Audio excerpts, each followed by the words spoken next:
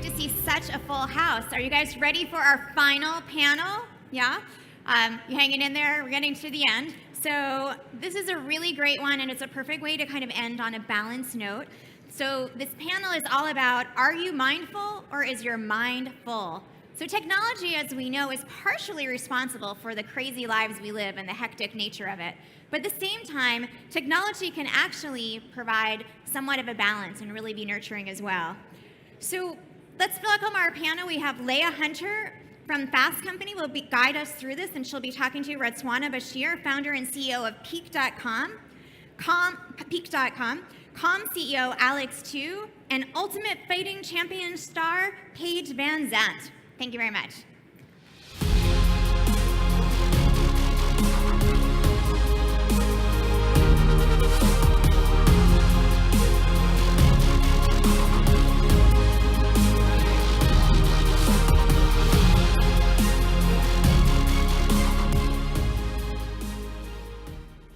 Hi, everybody. Thank you for being here at the end of a wonderful event. And thank you all for being here, too. It's funny, I keep running into people I know backstage, on stage. Alex and I have already been on stage together. It's been quite a week. And this conversation is a really interesting one because the idea is about keeping yourself in a mindful, centered place. And meditation can take lots of forms. It can take walking, running, sex, writing, art, and everybody here has a different take on experiences that relate to mindfulness and approaches around mindfulness. So let's start, I'd like this to be a conversation, but let's start right here with you, Paige. You're in the UFC, an ultimate fighter. Yes. In order to keep yourself in the game, in the ring, in the fight, you have to stay centered. How do you do that? So the mental side of it is almost more important than the physical side of fighting. If you can perform well in the gym, if you can be a gym fighter and be so amazing and work on all your physical side of it, but you can't perform on, we call it performing on game day. If you can't step up when it matters, then there's absolutely, no reason to be a part of your sport. So it is so mental, and especially being a professional fighter. I'm going out there and fighting somebody. I'm training for, 10 weeks to fight one specific person. It's really important to have that mental edge. So there's little things we can do to work on, meditation. We do float therapy tanks. So where you do a float therapy, you get to have an hour, 90 minutes where you just float and think about the fight and think about your performance. A lot of us see sports psychologists, and that can happen, after you lose a fight. It's hard to get out of that loss and realize that you're so much more than just, that loss. And talking to a sports psychologist is so important. And then the biggest thing is, I went to a talk with another professional athlete, who was a professional football player, and he, kind of iterated that you're not being a professional fighter, being a professional football player, it's not your purpose. It is your platform, it is not your purpose. So then knowing that the failures, the wins, the losses don't define you, and then it makes you just a mentally stronger person. There are lessons in that for every entrepreneur in the room. And Ruzwana, I know you've raised hundreds of millions. You have a $40 million company. Is that accurate? We've raised $40 million. Oh, you've raised $40 million. Yeah. And we have hundreds of millions of dollars of bookings for experiences in the company. So we're a platform for activities. So if you want to go ziplining or swimming with sharks or a food tour, we're the place to come. Peak.com. So to keep yourself in this balanced, centered space as you're fundraising, as you're building a company, how do you do that? It's quite funny because it's going to look like Alex totally planted me, especially since we're both English. But I actually use Calm, which is a great meditation app, if any of you guys have done that. That's really powerful for me in terms of being centered. Especially as somebody who found meditation very challenging, but kept reading about other people that did it. It was a really great bite-sized way for me to be able to get into that practice. I think also for me, actually, I love doing experiences because, whether you are on a hot air balloon ride or anything else, it does take you away from that kind of brain going all the time. And for me, when I'm in a moment on something like that, I'm not thinking about anything else. And so there's an opportunity for me to engage and be completely able to be present and enjoy. And I think that helps me when I'm trying to kind of be my best at work. Being able to enjoy things like experiences allows me, A, to get pretty invigorated about what I do, but B, to have that kind of space of mind. I think a lot of entrepreneurship is about being able to take the highs and the lows, and it's tremendously emotional as a job. So, whether that's, your team and their reliance on you, through to being able to go into a room and convince people that your idea is great, even if they've heard it or some derivation of it 10 times before. And so I think a lot of that confidence is there from you being able to be present. And those are a couple of things that I do that help me. I think that's marvelous. It is it's as much a mental game as it is for Paige being in the ring, like walking into a high-level VC meeting. Like I know what it is to found a company, though I don't know what it is to raise $40 million. Like it requires that kind of centering. And I think she might be able to kick my ass, though. So we're not going to turn this into a cage match, though we could. Alex, you're in the middle of the whole thing, which is... Just got to try to keep them apart. Yeah. Well, so you developed an app that's all about mindfulness. Why did you do it? What is it like? So I started meditating when I was a teenager and found it really beneficial, but my friends and family thought I was a bit mad and thought meditation was weird. And it turns out that a lot of people thought meditation was weird too, but then the science is proving that meditation is actually a good thing. It's not weird. It's not required to be anything to do with religion. It's very much about mental training.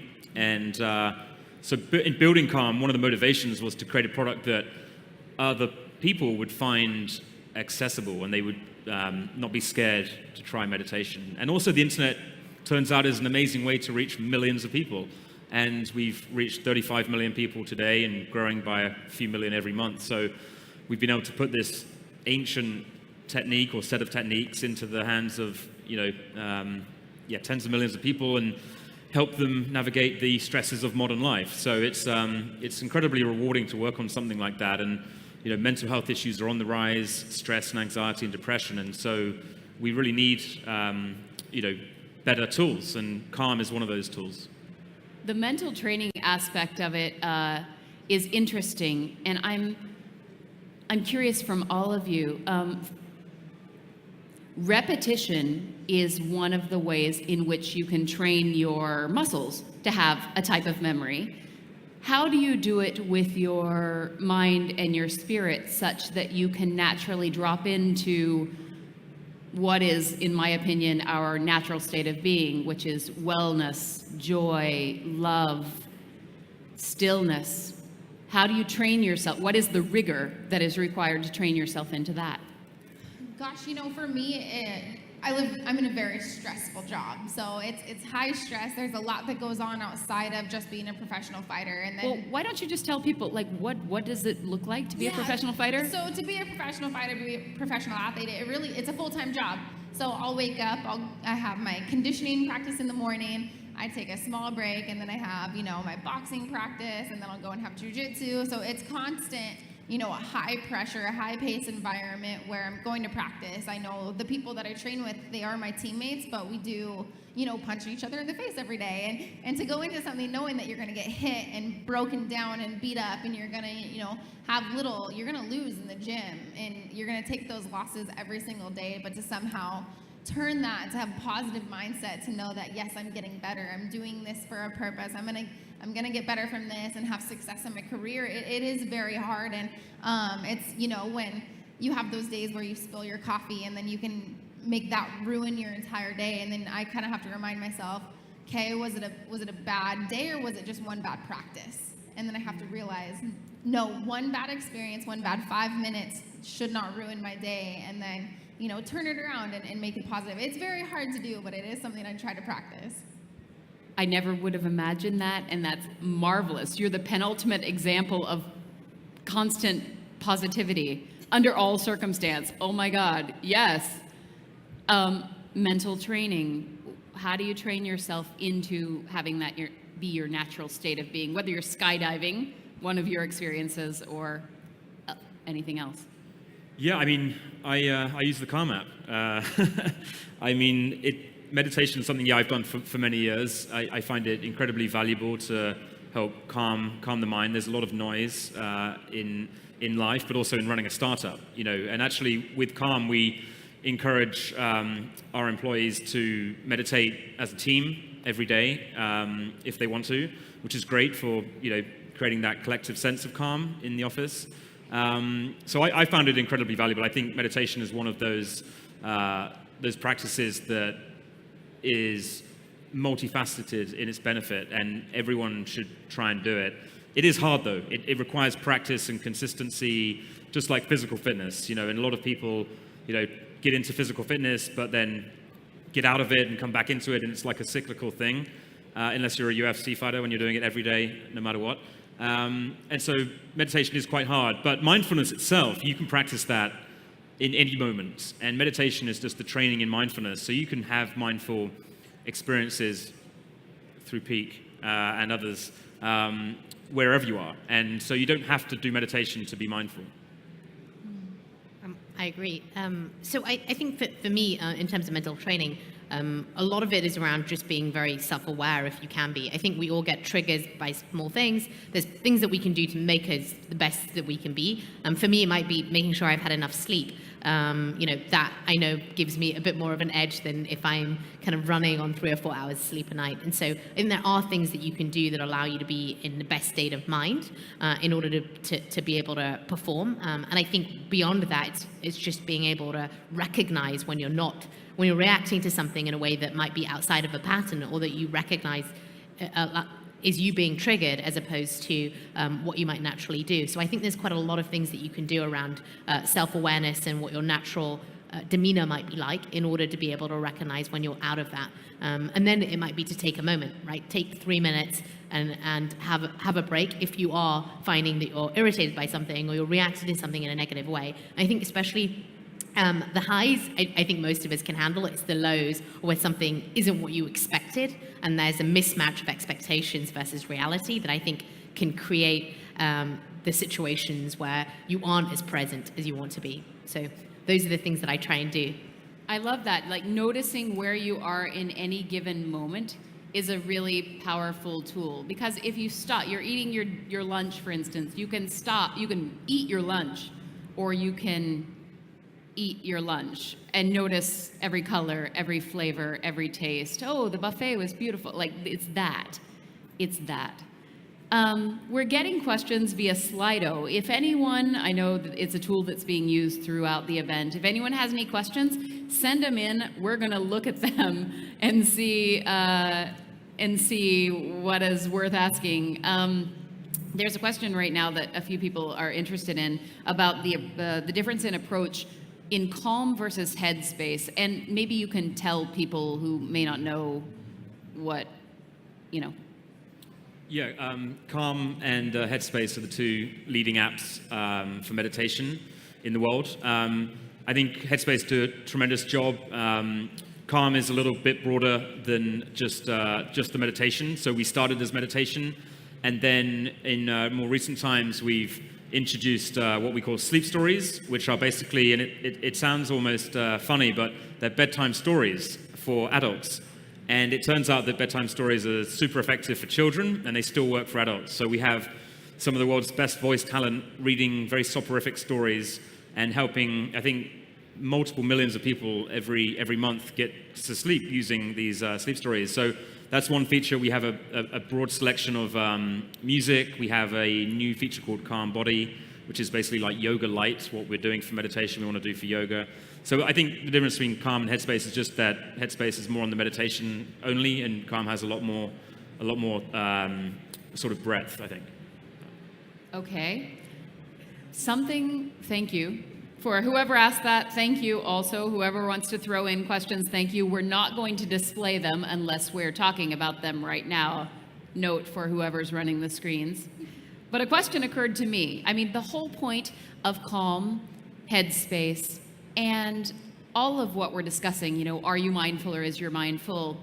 The whole point is clarity.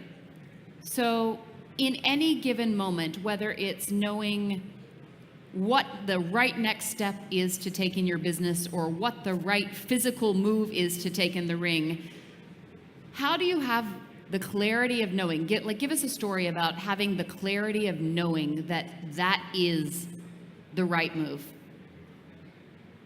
Gosh, yeah, for me, I mean, it really is the repetition. It's doing something consistently to where it becomes second nature, where you don't have to think about it, you don't have to practice it, it's a part of who you are. And that's where I get the most confidence in training and in fights, is when I know that I have practiced a move so many times that it's second nature. I can go into a cage and I can just fight and trust that the moves are going to come out. I won't have to think about it. I won't have to think about what my opponent's doing. I just get to be and fight and know what is going to happen is going to be what's right.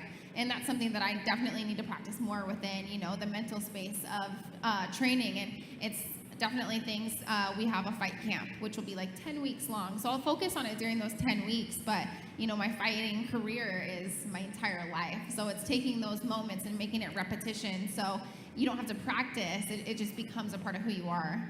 And the moves that you make, they're varied depending on who you're going to be facing, right? Yes, yeah, definitely. You know, I'll take a fight and then I study that fighter. So I'll study every bit of who she is, how she reacts to certain moves, how she does this, but I'll focus on that for a short time, and then I focus on myself. I focus on what skills I have, what assets I have, and then I'll go in, you know, practice them over and over and over again to a point where they're perfect, and then when they happen in the cage, they're, you know, unchallengeable. Give a real life example of that. Like, what's one of those moves? Yes, okay. So there was one of my favorite fights that I had. I had trained, I wanted to knock somebody out with this one kick. So I trained it over and over and over and over again, and I kept throwing it on the bag and doing it the same move thousands of times and doing it on all of my training partners and hitting it in sparring and having confidence to know I can throw this move and I know it'll work. So I told my mom before the fight, I was like, Mom, I'm going to knock her out with this kick. And I did. So it was a fun little switch kick. So that's, you know, it's those repetitions to where I know it's second nature. I know how she reacts. I knew how my opponent was going to react. And then so I knew the move I wanted to throw would work. And you had pre-programmed your mind to know that was going to be the move. Exactly. It was 100% a mental thing. I knew I had the physicality. I knew I studied her enough to know how she was going to react. And then mentally, I knew when exactly in the fight I needed to throw it. God, I wish you weren't wearing heels and a dress. I would so make you do that kick.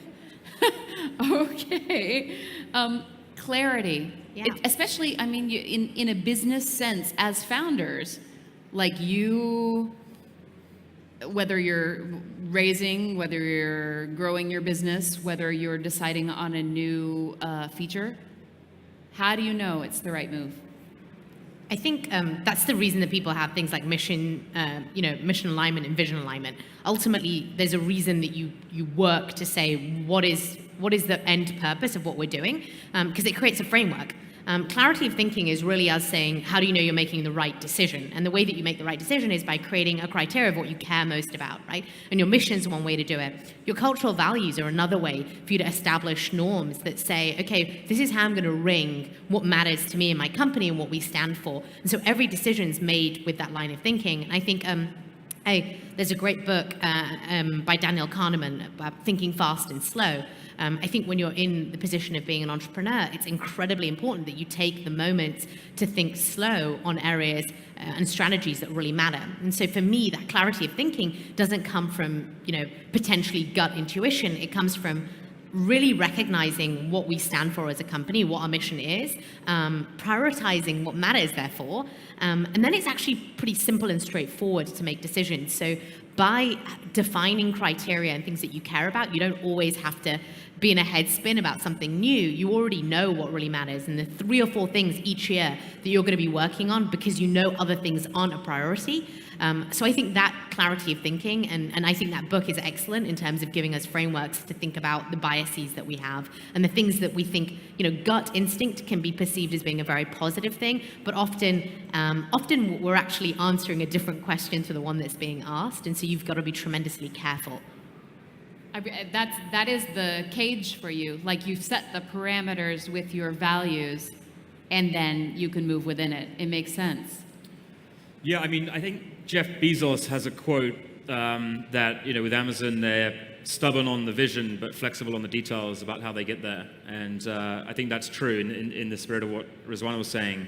You have to have a North Star, you have to know where you're heading. So with Calm, we know that the world is stressed out, people are anxious, people are getting bad sleep. We know that we want to help people be happier and healthier. And the features and the products that we create along the way, will vary. It may be that in 10, 20 years' time, maybe the smartphone isn't even the main venue for Calm. Maybe that's changed. So actually at its core, a business or a brand is nothing more than the values about what it stands for, what its ultimate North Star is. If you look at Apple is one of the greatest brands in the world, and their products have changed dramatically over the last 40 years, right? And who knows what their main product will be in 20 years' time. But that Apple will continue to stand for simplicity and good design and that sort of thing. So you've got to know where you're heading in order to have clarity earlier on in the process. If you're flailing around trying to make something work, that's when you don't have clarity. So you've got to put the time in to understand what your North Star is, what you care about in the long term, and what is going to be true in the long term too. I think a lot of entrepreneurs create businesses without necessarily putting that thought in. They create features or small product ideas, but they don't quite know how it's going to evolve. And sometimes that can work, but oftentimes it doesn't, because when they have a failure, they give up on the idea as opposed to figuring out a path out towards their North Star. Well, I love that you brought up failure, because someone has a question here for Paige about how difficult it is to mentally come back after a failure. And you already addressed that a little bit, but specifically, what do you do, exercises, resources, things like that, to bounce back? Maybe people would find them valuable. Yeah, it is really challenging because being a professional fighter, we have so many eyes on us. It's not a team, it's not it's not a group of people that you get to hide behind. It's one person, and you fail in front of a lot of people. And the other hard thing, is social media. So then you'll have all those negative feedback from fans, and then you question and you believe what they say, like, oh, maybe I wasn't prepared, maybe I wasn't meant for this. And it is hard to bounce back after losses, but I said, before, the real changing factor for me, I suffered a really significant loss. I was the main event of this fight. I got cut open in the first round. I was bleeding everywhere. It was a brutal, brutal fight.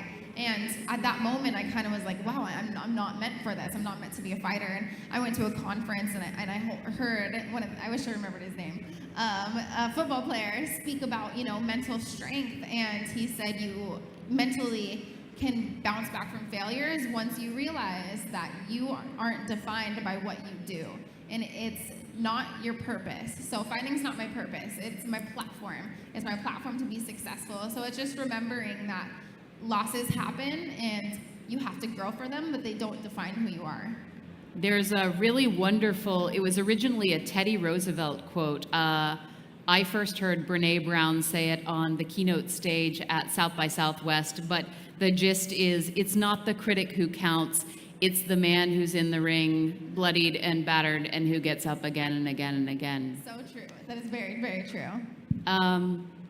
Do you learn more from successes or from failures? And by the way, I don't even believe in failure. I think everything is a learning opportunity, so it's a false dichotomy, but let's hit it.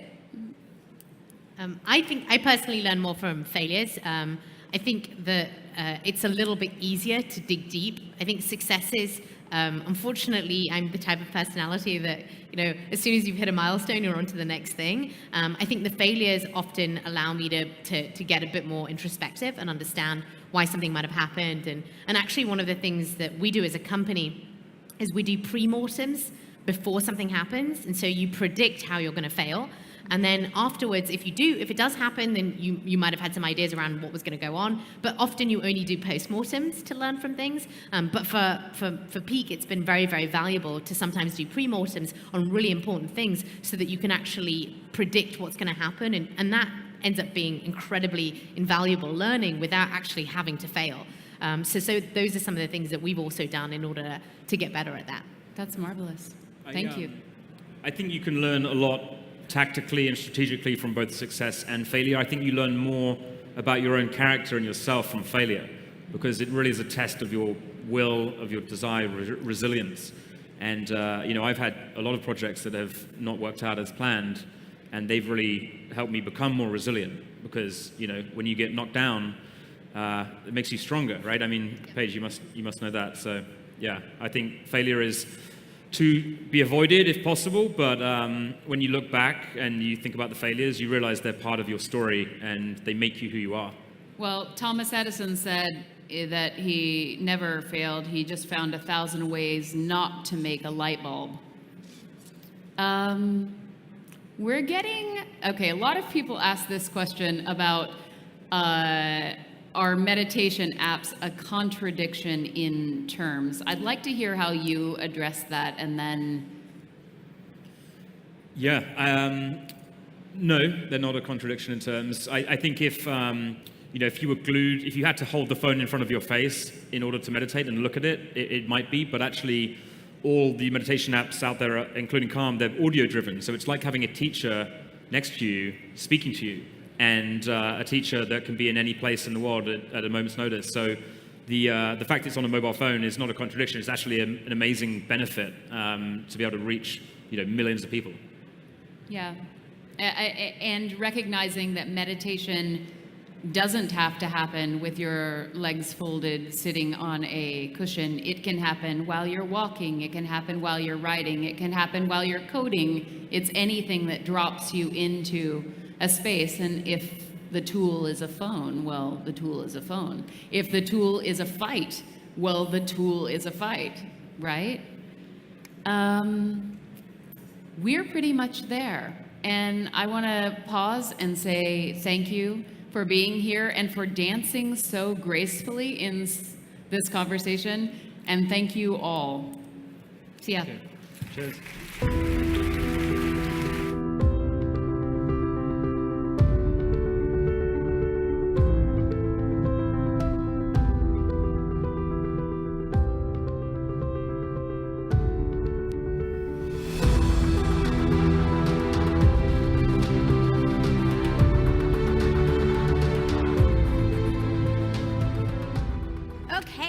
That's a wrap. I wanted to do a couple of thank yous. First of all, thank you to all of our incredible speakers, and thank you to all of you for joining us on this journey.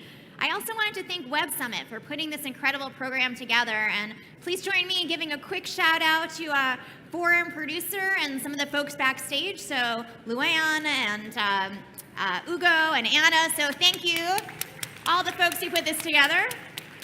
And also just wanted to kind of share once more a personal invitation from me to join Pledge 1% and the 6,000 members, including Udemy, Crunchbase, and many of the companies you've heard from this week and here on this stage, in creating a new normal where giving back is integrated into the DNA of every company, and where companies are leveraging all of their assets, including their technology, to be a force for good. With that, I wanted to suggest you head all over to the main stage to catch Ev Williams, who'll be followed by the Portuguese president and founder of Web Summit, Patty Cosgrove, And that's it. We'll see you all in Lisbon next year. Thank you very much.